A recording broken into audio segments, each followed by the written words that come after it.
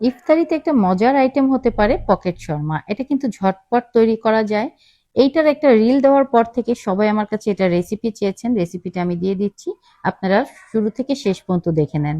আমি এখানে ৭ কাপ মেপে ময়দা দিয়েছি। তারপর ২ চামচ দিয়ে দিলাম ইস্ট আর ২ চামচ দিয়ে দিলাম চিনি। এখন শুকনো উপকরণগুলো আমি ভালো মতো একটু একসঙ্গে করে নিচ্ছি।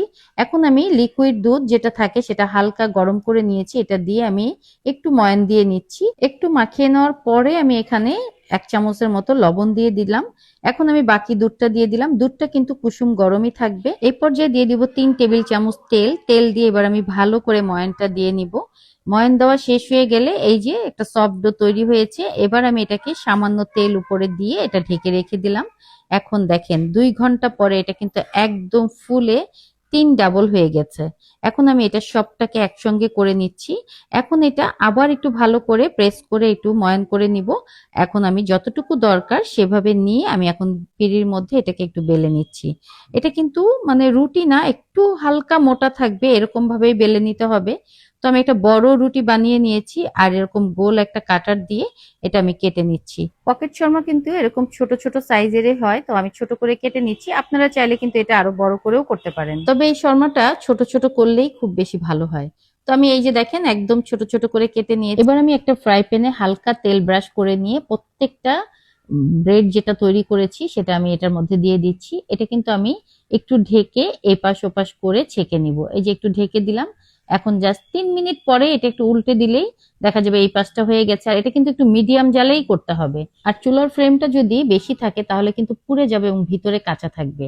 যার জন্য মিডিয়াম জালে এপাশ ওপাশ করে একটু ভেজে নিতে হবে। আর এক পাশ হওয়ার পরে অপর পাশ দেওয়ার সময় কিন্তু আবার একটু তেল ব্রাশ করে নিতে হবে। তো আমার এক ব্যাচ ব্রেড হয়ে গেছে, আমি সেটা তুলে রাখছি। আর এদিকে আমি চিকেন একদম ছোট করে আদা রসুন সয়া সস আর লবণ দিয়ে ম্যারিনেট করে রেখেছিলাম, সেটা আমি সামান্য তেলের মধ্যে দিয়ে দিলাম। এটা এখন আমি একটু ভেজে নিব, একটু হালকা সেদ্ধ করে নিব। তারপর কিছু গাজর আর ক্যাপসিকাম কিউব করে কেটে রেখেছি, তো সেটাও আমি দিয়ে দিলাম। ছোট ছোট করে কেটে নিতে হবে।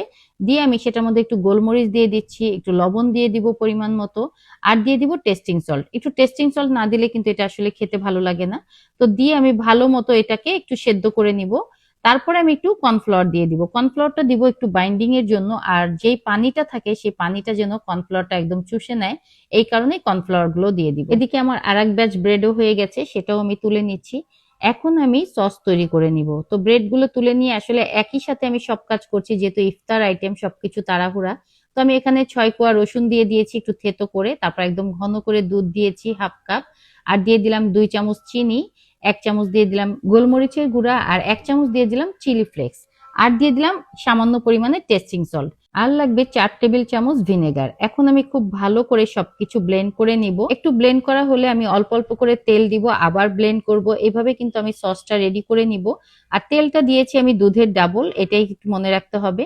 এখন আমি এটা রেডি করে নিচ্ছি। এই যে পকেট শর্মাগুলো আমি মাঝখান থেকে কেটে নিলাম, এভাবে কেটে জাস্ট মাঝখান থেকে ফাঁক করে নিতে হবে। আর এখন সসের সঙ্গে আমি চিকেনটা মিক্সচার করে নিচ্ছি। চিকেনের পুরটা আর সসটা ভালো করে মিশিয়ে নেওয়ার পরে ব্রেডটাকে একটু ফাঁকা করে মাঝখানে আমি এই পুরটা দিয়ে দিব। তো এইভাবেই সব পকেট শর্মাগুলো আমি এক এক করে করে নিয়েছি। দেখতে যেমন লোভনীয় হয়েছে, এটা কিন্তু খেতেও অনেক মজা। তো আমার এই রেসিপিটা আপনাদের কাছে কেমন লেগেছে, এবং আপনারা যদি এই রেসিপি দেখে তৈরি করে থাকেন তাহলে কিন্তু আমাকে কমেন্টস করে জানাবেন যে এই পকেট শর্মাটা আপনাদের কাছে খেতে কেমন লেগেছে।